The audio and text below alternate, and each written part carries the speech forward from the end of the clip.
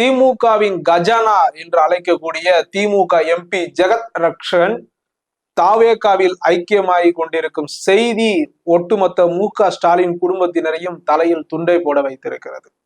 குறிப்பாக திமுக வீழ்த்தப்பட்டு 2026 தாவேகா ஆட்சி அமைத்த பின்பு இந்த மெஜாரிட்டி இல்லாத கவர்மெண்டை கவிழ்க்குவதற்காக உதயநிதி ஸ்டாலின் தரப்பில் இருந்து சில முக்கிய திமுக புள்ளிகள் இடைத்தரகர்களை பயன்படுத்தி தாவேகா எம்எல்ஏக்களை விலைக்கு வாங்கும் முயற்சியில் ஈடுபட்டார்கள். இந்த தகவலே தாவேகா தலைமைக்கு ஜெகத் ரட்சகனின் மகன் சந்தீப் ஆனந்த் மூலியமாதான் சென்றிருக்கிறது என்கின்ற ரகசிய தகவலும் வெளியாயிருக்கிறது. அதாவது தாவேகா ஆட்சியை கவிழ்ப்பதற்காக உதயநிதி ஸ்டாலின் தரப்பில் இருந்து திமுகவின் முக்கிய புள்ளிகளாக இருக்கக்கூடிய ஏவா வேலு, ஜெகத் ரட்சகன், செந்தில் பாலாஜி போன்ற இன்னும் சில முக்கிய தலைவர்களிடம் பொறுப்பு வழங்கப்பட்டிருக்கிறது. தாவேகா எம்எல்ஏக்களை நீங்கள் விலைக்கு பேசி இழுத்து வர வேண்டும்.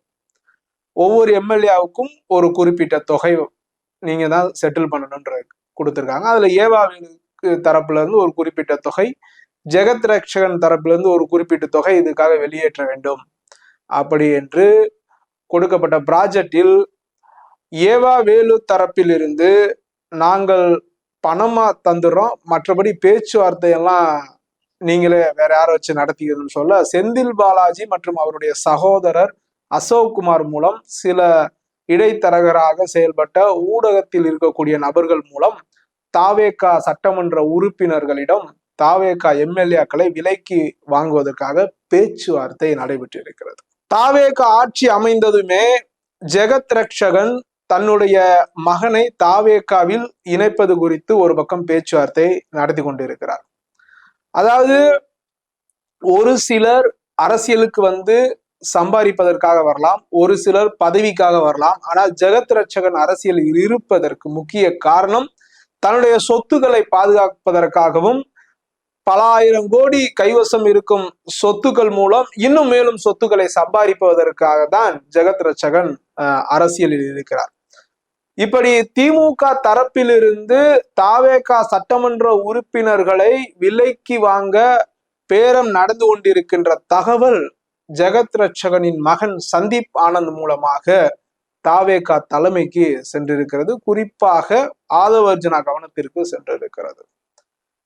அந்த காலகட்டங்களில் சந்தீப் ஆனந்த் வந்து தாவேகாவில் இணையவில்லை என்று கூறப்படுகிறது. இப்படி ஒரு சூழலில் ஆதவர்ஜுனா மற்றும் தாவேகாவை சேர்ந்த சில முக்கிய தலைவர்கள் மற்ற தாவேகா எம்எல்ஏக்களை கண்காணிக்கிறார்கள். மேலும் ஒரு இன்ஸ்ட்ரக்ஷனும் போகுது, உங்களிடம் யாராவது பேரம் பேசினால் உடனே எங்களுக்கு ரகசியமாக தகவல் கொடுங்க என்று. இப்படி விரித்த வலையில் வசமாக சிக்கி கொண்டவர் தான் திருநாவுக்கரசு. அவர் தரப்பிலிருந்து ஒரு சட்டமன்ற உறுப்பினர் பேரம் பேசப்படுகிறார். அதுக்கு ஜூலை 1 கைது நடக்குது. எப்போது தாவேகா சட்டமன்ற உறுப்பினர்களிடம் பேரம் பேசியதாக சில புரோக்கர்கள் இடைத்தரகராக செயல்பட்டவர் ஜூலை 1 கைது செய்யப்படுகிறார்களோ, ஜூலை 4 தாவேகாவில் இணைகிறார் ஜெகத் ரட்சகனின் மகன் சந்தீப் ஆனந்த். அதாவது இந்த ஒரு விஷயத்தை திமுகவில் இருந்து பேரம் பேசப்படுகிறது என்கின்ற ஒரு விஷயத்தை சந்தீப் ஆனந்த் தாவேகா தலைமைக்கு கொண்டு சேர்த்ததன் மூலம் தாவேகா தலைமை முழுமையாக சந்தீப் ஆனந்தை நம்பி இருக்கிறது, தாவேகாவில் இணைத்திருக்கிறது. அடுத்து எதிர்காலத்தில் தாவேகாவில் மிக பெரிய அந்த உயரிய பதவியும் கொடுக்க இருப்பதாக தகவல் வெளியாகி இருக்கிறது. இப்படி ஒரு சூழலில் ஏற்கனவே திரு ஜெகத் ரட்சகன் மீது அமலாக்கத்துறை சோதனை நடத்தி அந்த வழக்குகள் எல்லாம் உச்ச நீதிமன்றத்தில் தற்காலிகமாக தடை பெற்றிருக்கிறதே தவிர நிரந்தரமாக அந்த வழக்கிலிருந்து முழுமையாக ஜெகத் ரட்சகன் வெளியே வரவில்லை. இப்படி ஒரு சூழலில் தாவேகா ஆட்சியில் ஜெகத் ரட்சகன் மீது அடுத்த லஞ்ச ஒழிப்புத்துறை சோதனை நடத்தி வழக்கு பதிவு செய்யப்பட்டால் மேலும் சிக்கலாகிவிடும். அந்த வகையில் தற்பொழுது தன்னுடைய மகனை சந்தீப் ஆனந்தை தாவேகாவில் இணைய அனுப்பி வைத்த ஜெகத் ரட்சகன் தாவேகாவிடம் சில கோரிக்கைகளை முன்வைத்திருக்கிறார். பாண்டிச்சேரியில் உள்ள தாவேகாவை முழுமையாக தன்னுடைய கட்டுப்பாட்டில் கொடுத்து விட்டால் அடுத்து பாண்டிச்சேரியில் தாவேகா ஆட்சி அமைப்பதற்காக அத்தனை செலவுகளையும் தானே ஏற்றுக்கொள்கிறேன், தன்னை முதல்வர் வேட்பாளராக முன்னிறுத்த வேண்டும். அப்படி இந்த கோரிக்கையை தாவேகா தரப்பிலிருந்து ஏற்றுக்கொண்டால் தான் தாவேகாவில் ஐக்கியமாகி விடுகிறேன், பாண்டிச்சேரியில் தன்னுடைய இணைப்பு விழாவை மிக பிரம்மாண்டமாக நடத்துகிறேன் என்று ஜெகத் ரட்சகன் தன்னுடைய மகன் மூலமாகவே தாவேகாவில் பேசி வருவதாக தகவல் வெளியாகியுள்ளது. குறிப்பாக பாண்டிச்சேரியில் அங்க மெஜாரிட்டியா இருக்கக்கூடியது வன்னியர் சமூகத்தை சார்ந்தவர்கள். ஜெகத் ரட்சகன் ஒரு வன்னியர் சமூகத்தை சார்ந்தவர். வன்னியர் சமூகத்தில் பிரபலமாக அறியக்கூடியவர் ஜெகத் ரட்சகன்.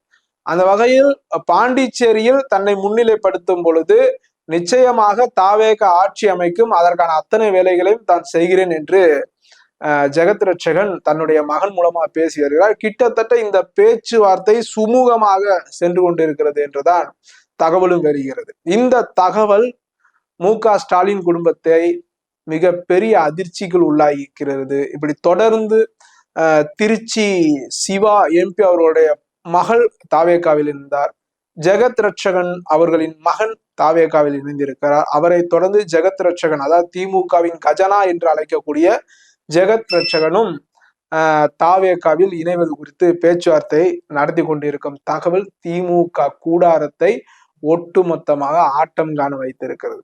குறிப்பாக ஜெகத் ரட்சகன் பெரிய பழுத்த அரசியல் தலைவர் என்றுதான் சொல்ல வேண்டும். ஒரு சாதாரண மின் ஊழியராக இருந்த ஜெகத் ரட்சகன் 1980 காலகட்டங்களில் அதற்கு முன்பாக அதிமுகவில் இணைகிறார். 1980 உத்தரமேரூர் தொகுதியில் சட்டமன்ற உறுப்பினராக சட்டசபைக்குள் நுழைகிறார். எம்ஜிஆருக்கு நெருங்கிய நபர்களில் ஒருவரான ஆர்.எம். வீரப்பன் அவர்களின் மனசாட்சியாகவே ஜெகத் ரட்சகன் பார்க்கப்படுகிறார். ஆர்.எம். வீரப்பனின் ஒரு அரசியலில் வளர்ப்பு என்று சொல்லக்கூடியவர் தான் ஜெகத் ரட்சகன்.